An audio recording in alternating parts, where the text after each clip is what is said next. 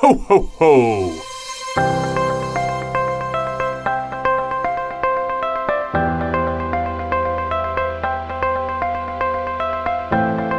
I think finding joy in the holidays during the pandemic is really about figuring out what feels joyful for you. Joy is something that is individual to every person. Everyone has different parts of the holidays that are their favorite parts or different parts that are particularly meaningful to them.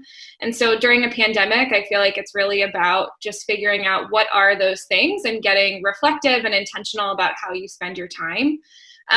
Obviously, not all things are going to be able to happen in the same way, but being focused on finding those things that really are impactful or meaningful for you.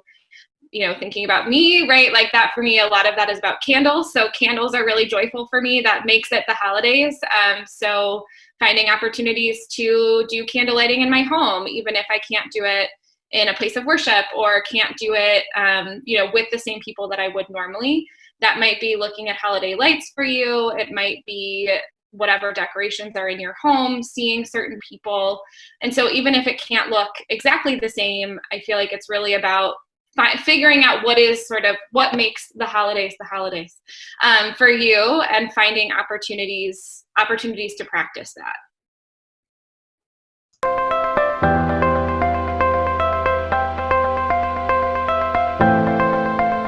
So sometimes when we have great ideas about holiday traditions, not everyone in our house is really hyped about doing those traditions.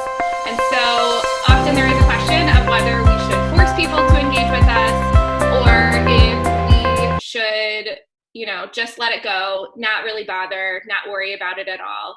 And I think this is a great opportunity for parents to model a little bit of a growth mindset in our homes, right? So not ourselves just sitting and like, well, it's terrible, so it's all pointless, because I know that sometimes the young people in our lives might be in that place, and that's real. Like those are real feelings. We can validate that all day and just be like, yeah, it's different than it normally is, and that's not what we wanted, but here's what we're going to do instead, or here's how we're going to make the best of it, or here's what's important to us. This is for this year, it's not for forever. So being able to hold the long game, right? That's something that as adults, we're much better at than young people, is being able to see into the future in a more impactful way. But I do think that it's important that when we think about holiday traditions, that we don't sort of like hang our hat on other people's reactions to the tradition that we're setting up. So absolutely solicit feedback from everyone in your house about what they would love to do for the holidays. Ask people what holiday traditions that they want to do. If folks express opinions, awesome, use those, plan those, center things around them.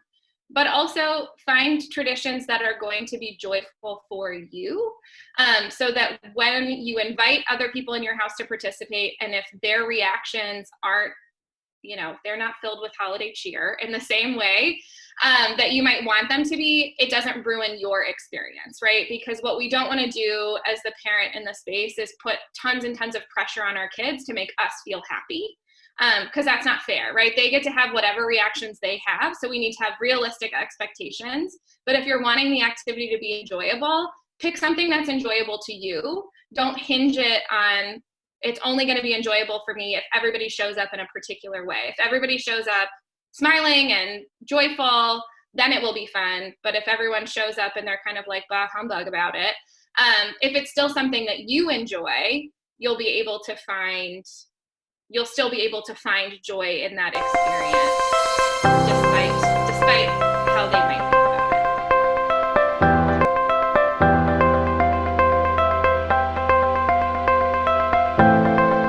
There will be disappointment over the loss of holiday traditions this year, both from kids and from grown people.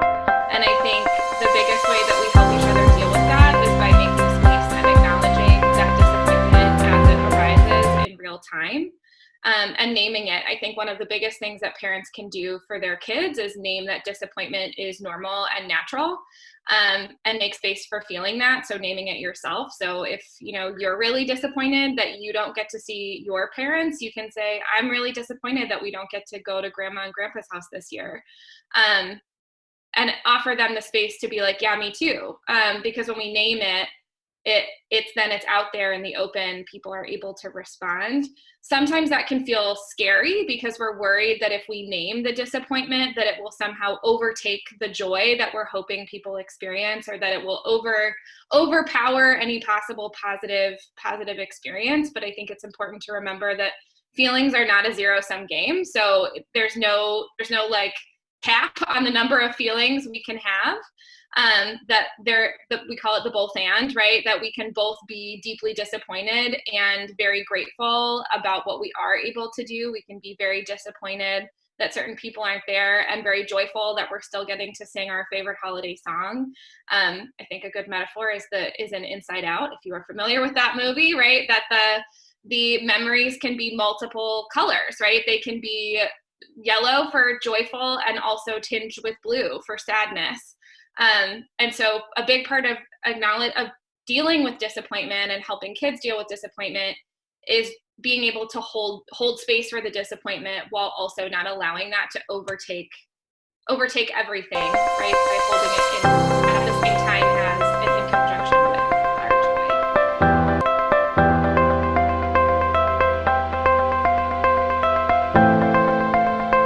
It is important that we help our kids understand and process other people's holiday plans, even if they're not the same as ours. A mantra that I've gone back to many times with people in my practice, as well as with parents, is that everyone is doing their best, and everyone's best is going to look different, and everyone's best is going to be different on different days. It's going to be different on different weeks.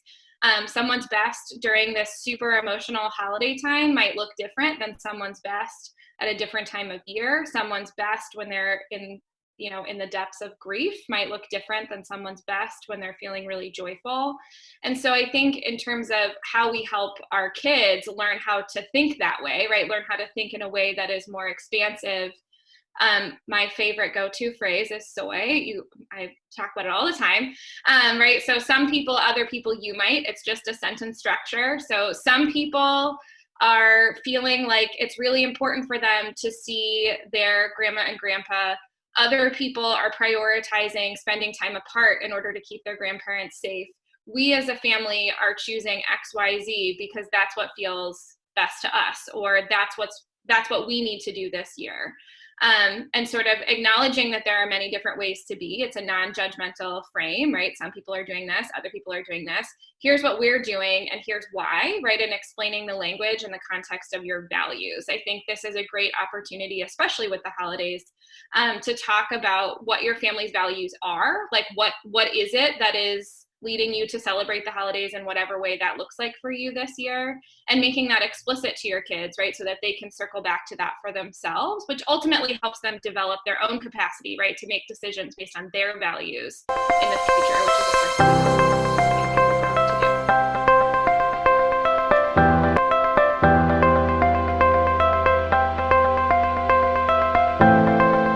it's also kind of a cool opportunity to think about whether or not there are things that we might have always wanted to do but haven't been able to. So just speaking personally, my family has often traveled quite a lot over the holidays, which has limited some of the things that we've been able to do.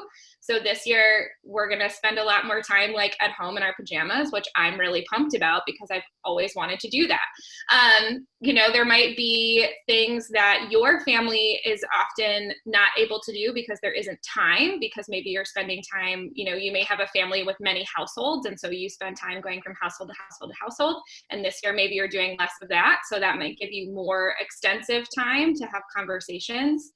I think thinking about ways that you might be able to engage with the outside a little bit differently. I know here in our Chicagoland area, it's very cold in the winter, so we often spend much of our holidays inside. But maybe because outside can be a lower risk place, maybe this is an opportunity to take a walk around your neighborhood and check out the lights or things like that. So I think really it's about being creative, right? And figuring out what's meaningful to you. But also thinking about, really asking yourself in an off-script way, right? What are the things that I would really love to do? Like, what would just be awesome, especially if you've never been able to do it before? And I think that that creativity and that sort of questioning of desire is probably the most important step in figuring out how to make something cherish.